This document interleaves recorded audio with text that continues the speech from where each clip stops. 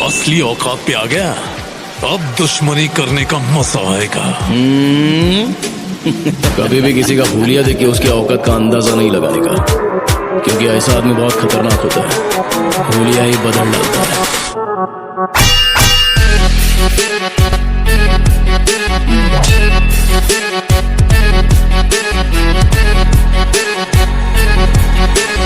कोई आड़ा फटेगा तो काट डालूंगा।